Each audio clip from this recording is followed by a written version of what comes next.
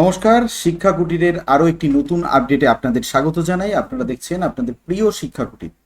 তো ডিএলএড 2026-28 শিক্ষাবর্ষে ভর্তির নোটিফিকেশন কিন্তু পাবলিশ করে দিয়েছে West Bengal board of primary education.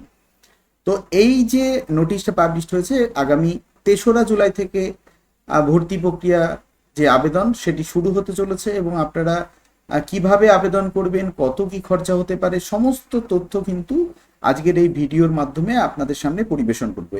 আপনারা কিন্তু মোবাইল থেকেও এই নোটিফিকেশনটি দেখতে পারবেন এবং কিভাবে কি করবেন, ভবিষ্যতে এই কোর্সটি থাকছে কিনা বা এই সংক্রান্ত আরও যে সমস্ত যোগ্যতা কীরকম লাগছে, কোর্স ফি কত, আবেদনটা কি করে করবেন, পুরো এই ভিডিওর মাধ্যমে আমি আপনাদের সামনে পরিবেশন করব।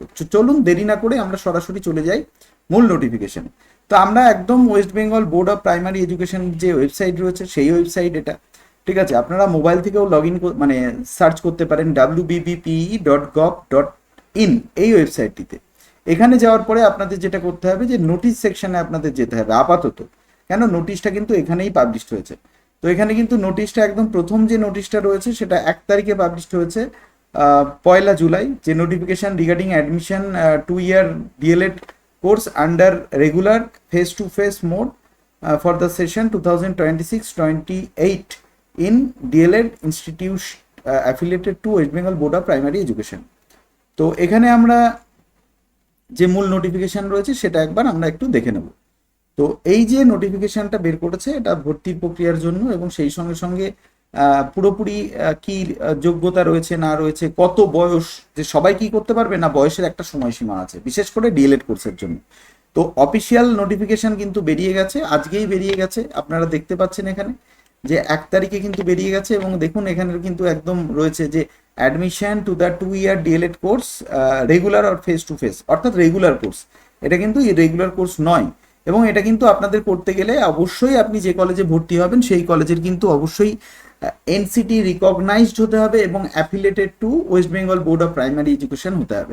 এবং এটা কিন্তু on and from 3rd July 2026 12 নুন থেকে, অর্থাৎ 3 তারিখ শুক্রবার দুপুর 12টা থেকে কিন্তু শুরু হতে চলেছে অনলাইন অ্যাপ্লিকেশন। তো অনলাইন অ্যাপ্লিকেশন কিন্তু এনসিটি নর্মস অনুযায়ী যেটা রয়েছে সেই এনসিটি নর্মস অনুযায়ী যদি আপনার 50% এবং আরও বেশি মার্কস থাকে এইচএসে, আর এইচএসের সমতুল্য যদি কোনো পরীক্ষায় থেকে থাকে তাহলে পরে কিন্তু আপনি এই 2 year ডিএলএড কোর্সে ভর্তি হতে পারবেন রেগুলারের জন্য। এছাড়াও আরও অনেক যোগ্যতা রয়েছে। আমি আগেই বলেছি যে বয়সের একটা বিষয় রয়েছে, সবাই কিন্তু বয়সের মানে 40 বছর বয়স আপনি কি ভর্তি হতে পারবেন সেই সংক্রান্ত আলোচনাও আজকে করব। তো যাই হোক, এলিজিবিলিটি দেখুন যে অ্যাটলিস্ট 50% মার্কস কিন্তু এইচএসে আপনার থাকতেই হবে।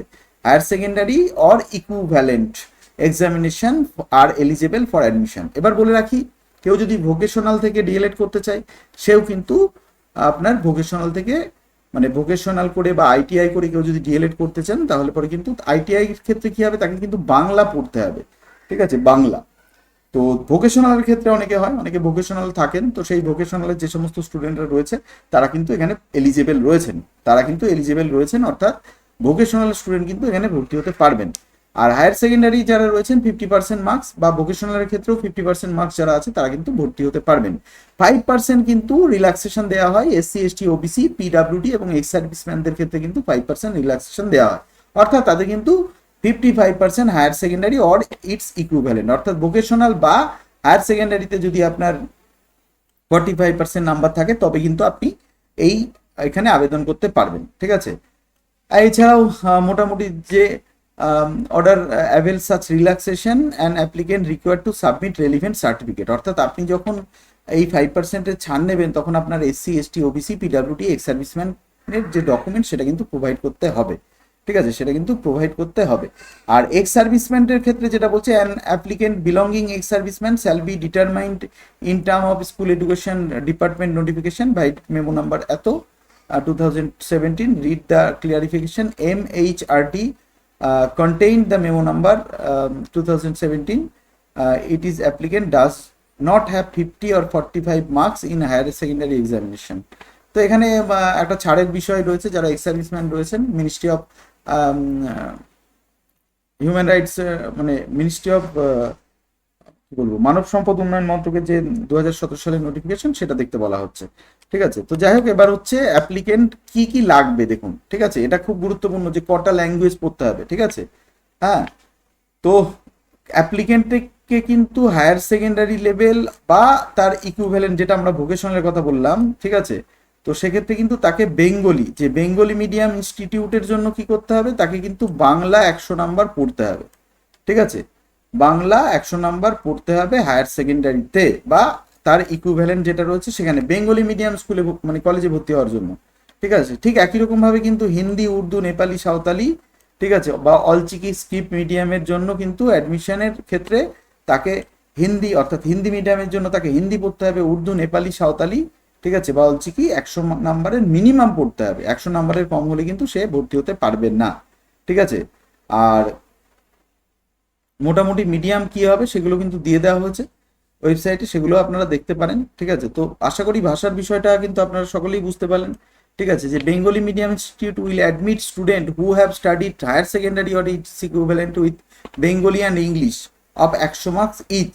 ঠিক আছে, সিমিলারলি হিন্দি, উর্দু, নেপালি, ঠিক আছে, তারা যদি বাংলা ইংলিশ পড়ে থাকে তবে কিন্তু মানে হিন্দির সঙ্গে ইংলিশ যদি পড়ে থাকে তাহলে কিন্তু তারা ভর্তি করতে পারবে। ঠিক আছে, তো যাই হোক,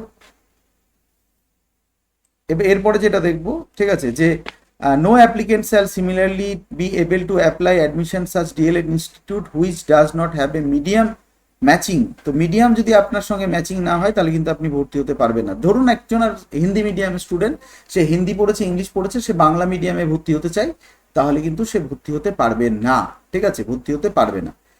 আর যাই হোক, এই ডিএলএড সংক্রান্ত যাবতীয় প্রশ্নের উত্তর একমাত্র এই শিক্ষা কুটিরেই পাবেন, কারণ বিগত দিনে যারা ডিএলএড করেছেন তারা সকলেই জানেন শিক্ষা কুটিরের নামটি। তো আপনারা যারা নতুন ভর্তি হতে চাইছেন তারা কিন্তু অবশ্যই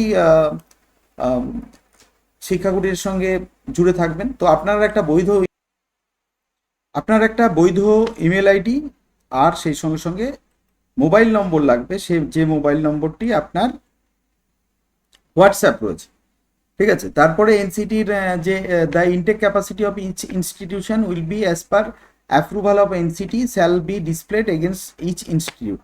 তো প্রত্যেকটা ইনস্টিটিউটের সাপেক্ষে কটা সিট রয়েছে সেটাও কিন্তু দেখিয়ে দেওয়া হবে, এবং সেই সঙ্গে সঙ্গে সাপোর্টিং ডকুমেন্টস যেটা রয়েছে, যে কাস্ট ক্যাটাগরি, সেটা কিন্তু মোটামুটি কম্পোনেন্ট অথরিটির হতে হবে। তো সেগুলো নিয়ে আমি বলছি না। ঠিক আছে, রিজার্ভেশন অফ সিট আর সেটা কিন্তু অ্যাজ পার গভর্নমেন্ট রুলস কিন্তু অনুযায়ী হবে। ঠিক আছে, আর বাদ বাকি মোটামুটি যেটা রয়েছে সেটা হচ্ছে আপনার যে not more than 5 seats of DIET government sponsor, government aided primary teacher training will kept reserved for in service teachers appointed before 2021। ঠিক আছে, অ্যান্ড হ্যাভিং 50%, 45% মার্কস রয়েছে। তো যারা টিচার রয়েছে তারাও কিন্তু করতে পারবে, এবং প্রত্যেকটা সেলফ ফিনান্স কলেজের জন্য কিন্তু এখানে একটা ম্যানেজমেন্ট কোটার বিষয় রয়েছে। ম্যানেজমেন্ট কোটার ক্ষেত্রে কিন্তু সিট ভর্তি রয়েছে, যদিও এখন ম্যানেজমেন্ট কোটাটা অতটা গুরুত্বপূর্ণ নয়, এবং 10% সিট কিন্তু ইডাব্লিউএস এর জন্য সংরক্ষিত রয়েছে। আপার এজ লিমিট, যেটা সব থেকে গুরুত্বপূর্ণ জিনিস, সেটা হচ্ছে আপার এজ লিমিট কিন্তু the first day of July. ঠিক আছে, তো 1/7/2026 অনুযায়ী কিন্তু যারা জেনারেল রয়েছে তাদের কিন্তু 35 বছর, মাত্র 35 বছর। ঠিক আছে, আর যারা জেনারেল ক্যাটাগরি তাদের 35, আর এসসিদের জন্য, এসসি এবং এসটি হচ্ছে আপনার 40, আর 38 ইয়ার্স হচ্ছে ক্যান্ডিডেট হচ্ছে ওবিসিদের জন্য। আর পিডাব্লিউডিদের ক্ষেত্রে কিন্তু 45 বছর বয়স কিন্তু রয়েছে, 45 বছর বয়স কিন্তু রয়েছে। তো এই রয়েছে বয়সের ক্রাইটেরিয়া। ঠিক আছে, এক্স সার্ভিসম্যানদের ক্ষেত্রেও কিন্তু বয়সের যে বিষয় রয়েছে সেটা কিন্তু 55 বছর করা হয়েছে। ঠিক আছে, সেটা কিন্তু 55 বছর। তাহলে কত কত বছর সেটা কিন্তু আপনারা জেনে গেলেন। অ্যাপ্লিকেশন প্রসিডিওর যেটা রয়েছে, যে আপনাদের কোথায় গিয়ে করতে হবে সেটা বলে দেবো, যে wbbp.wb.gov.in এখানে যেতে হবে। এখানে যাওয়ার পরে কিন্তু আপনাদের একটা, কোথায় যাবেন আমি বলছি, যে online application for admission 2 year D.El.Ed course, আমি একদম আপনাদের লাইভ করে দেখিয়ে দেবো। ঠিক আছে, তাহলে পরে আপনাদের একটু সুবিধা হবে। ঠিক আছে, আর দেখুন আর কি কি লাগবে, documents two be uploaded with the application. অ্যাপ্লিকেশানে লাগবে মাধ্যমিকের আপনার মাধ্যমিক পরীক্ষার অ্যাডমিট কার্ড লাগবে। ঠিক আছে, বা ইকুইভ্যালেন্ট পরীক্ষার অ্যাডমিট কার্ড লাগবে, age of proof of age হিসেবে, মার্কশিট লাগবে হায়ার সেকেন্ডারির। ঠিক আছে, অথবা আপনাদের ভোকেশনাল বা ইকুইভ্যালেন্ট যেটা রয়েছে সেটা দেবেন, ফটোগ্রাফ লাগবে আর সিগনেচার লাগবে। ঠিক আছে, আর যদি আপনি ক্যাটাগরি হয়ে থাকেন যে কোনো ক্যাটাগরি, তো সেই ক্যাটাগরি বা কাস্ট সার্টিফিকেট সেটা কিন্তু আপনার এখানে লাগবে। পিডাব্লিউডির ক্ষেত্রে সার্টিফিকেট লাগবে। আর যারা রয়েছে আপনার এক্স সার্ভিসম্যান তাদের কিন্তু পেনশন, সার্ভিস বুক বা সার্টিফিকেট যা আছে সেগুলো কিন্তু আপলোড করতে হবে। ঠিক আছে, domicile certificate issued by the concern BDO for Santali medium applicant for Ramgarh unit of Jhargram DIET. তো ঝাড়গ্রাম ডায়েটের জন্য কিন্তু রামগড় ইউনিট যেটা রয়েছে ঝাড়গ্রাম ডায়েট, সেখানে কিন্তু ডোমিসিয়াল সার্টিফিকেট বিডিওর কাছ থেকে ইস্যু করে নিতে হবে সাঁওতালি মিডিয়ামের জন্য। তো সাঁওতালি মিডিয়াম কোথায় আছে আপনারা নিশ্চয়ই বুঝতে পারলেন যে সাঁওতালি মিডিয়াম কিন্তু শুধুমাত্র ঝাড়গ্রাম ডায়েটেই করানো হচ্ছে। ঠিক আছে, তো এছাড়াও রয়েছে Aadhaar number if of the applicant, if unavailable Aadhaar card number of father mother legal guardian is to be provided. অর্থাৎ আপনাদেরকে কিন্তু আধার কার্ড দিতেই হবে, এবং আধার কার্ড যদি না থাকে তাহলে আপনার গার্জিয়ানের আধার কার্ড আপনি দিতে পারেন। তো মেরিট কি করে ক্যালকুলেট হবে সেটা আমি আর বললাম না। ঠিক আছে, মেরিট কি করে ক্যালকুলেট হবে সেটা আমি বললাম না। ফি স্ট্রাকচার যেটা রয়েছে সেটা হচ্ছে ফিস রয়েছে general, ex serviceman, in serviceman, teacher এবং ভোকেশনাল ক্যাটাগরির জন্য 1000 টাকা রয়েছে।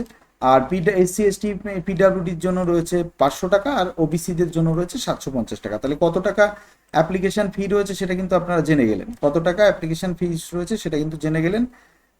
তো আর সঙ্গে সঙ্গে মোটামুটি এটা একটা হেল্পলাইন দিয়ে দেওয়া হয়েছে, দুটো হেল্পলাইন। এই দুটো হেল্পলাইনে আপনারা আপনাদের কোয়ারি আপনারা জানাতে পারেন। তো এবার দেখিয়ে নেব যে কোথায় আপনারা এই যে মূল নোটিফিকেশনটা রয়েছে সেই নোটিফিকেশনটা আপনারা পাবেন। যে এই ইম্পর্টেন্ট লিঙ্ক সেকশনটা আছে, ভালো করে দেখছেন ইম্পর্টেন্ট লিঙ্ক, এখানে চাপ দিলে পরে কিন্তু এখন কিন্তু রেজাল্ট রয়েছে, এখানে কিন্তু চলে আসবে যে অ্যাডমিশন 2 ইয়ার ডিএলএড কোর্স বলে এখানে একটা চলে আসবে ইম্পর্টেন্ট লিঙ্কে, এখানে চাপ দিয়ে কিন্তু আপনাদের ফর্মটা ফিল আপ করতে হবে, ফর্মটা ফিল আপ করতে হবে। এবার আরও একটা বিষয় রয়েছে যে এখানে ইম্পর্টেন্ট লিঙ্ক কন্টাক্ট আস। ঠিক আছে, এইখানটায় কিন্তু আপনারা যদি যান, যে হোমে যদি যান, হোমে গেলে পরে আপনারা দেখতে পারবেন এখানে কিন্তু আপনাদের যে সমস্ত পিটিটিআই ইনস্টিটিউটগুলো আছে সেগুলো সম্পর্কেও কিন্তু আপনারা জানতে পারবেন এখান থেকেও। ঠিক আছে, এখান থেকেও কিন্তু জানা যাবে যে আপনারা কোন কলেজে করবেন না করবেন, কোন জেলায় কি রয়েছে না রয়েছে সেগুলো কিন্তু আপনারা জানতে পারবেন। তো সেক্ষেত্রে আপনাদের যেটা করতে হবে সেটা কিন্তু আপনাদের যেটা করতে হবে, যেখানে কন্টাক্ট আস যেটা রয়েছে, কন্টাক্ট আসে গেলে পরে আপনারা মোটামুটি বোর্ডের ওয়েবসাইট পেয়ে যাচ্ছেন, এবং সেই সঙ্গে সঙ্গে notice, office desk, about us are grievance cell, grievance সেলে আপনারা আপনাদের যে আবেদন রয়েছে সেগুলো আপনারা জানাতে পারবেন। আর সেই সঙ্গে সঙ্গে যে লিস্ট রয়েছে কলেজের লিস্ট, ঠিক আছে, তো কলেজের লিস্ট যদি আপনারা মোটামুটি দেখতে চান তাহলে পরে আপনাদের যেটা করতে হবে, এখন তো আপাতত কাজ করছে না মনে হচ্ছে এই সাইটটা, তো আপনারা কি করে একদম জেনুইন কলেজে ভর্তি হবেন সেটা কিন্তু আমি জানিয়ে দিতে পারবো। তো এখানে দেখুন, এখানে যেটা রয়েছে যে আপনাদের কিন্তু অফিস ডেস্ক যেটা রয়েছে সেখানে চাপ দিলে পরে কিন্তু এখানে আপনারা দেখতে পারবেন যে পিটিটিআই সেকশন। ঠিক আছে, হ্যাঁ, PTTI section, committee of West Bengal board of primary education, district primary school council, primary school council staff. তো পিটিটিআই সেকশনে আপনারা যাবেন, পিটিটিআই সেকশনে গেলে পরে কিন্তু আপনারা কোন কলেজে করতে চান সেটা কিন্তু আপনারা দেখতে পারবেন। ঠিক আছে, পিটিটিআই কিন্তু এখানে রয়েছে প্রাইমারি টিচার বা training institute 2 year DElEd programme affiliated to by the West Bengal board of primary education. এখানে কিন্তু প্রত্যেকটি জেলার যে সরকারিগুলো রয়েছে সেগুলো কিন্তু আপনারা জানতে পারবেন। ঠিক আছে, তো যাই হোক, ডিএলএড ভর্তি প্রক্রিয়া শুরু হয়ে গেছে।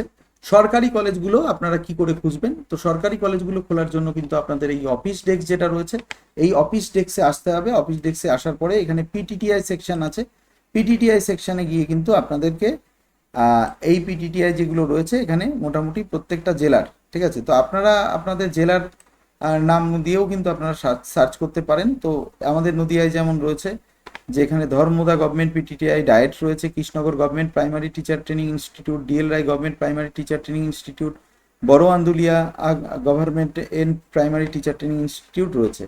এছাড়াও প্রত্যেকটি জেলার কিন্তু রয়েছে, এবং সেলফ ফিনান্স যে সমস্ত কলেজ রয়েছে সেখানেও কিন্তু এখানে পেয়ে যাবেন, বাঁকুড়া থেকে শুরু করে হুগলি থেকে শুরু করে প্রত্যেকটি জেলার। ঠিক আছে, এবং নদিয়ায় দেখুন যে আমাদের যদি কলেজের নাম বলি, দেখুন global, GLOBAL, global institute of education নদিয়ায় রয়েছে। অর্থাৎ এখানে গেলে পরে আপনারা পুরোপুরি সরকারি বেসরকারি যাই দেখুন না কেন, আপনার চাহিদার যে কলেজ রয়েছে আপনাদের জেলা অনুযায়ী আপনারা এখান থেকে কিন্তু দেখে নিতে পারবেন। তো আপনার জেলায় যতগুলি কলেজ রয়েছে সেগুলো কিন্তু আপনারা এখান থেকে দেখে নিতে পারবেন, একদম পর পর পর পর পর পর যেগুলো এফিলেটেড রয়েছে এই বোর্ডের, তো সেগুলো কিন্তু আপনারা এখান থেকে দেখে নিতে পারবেন।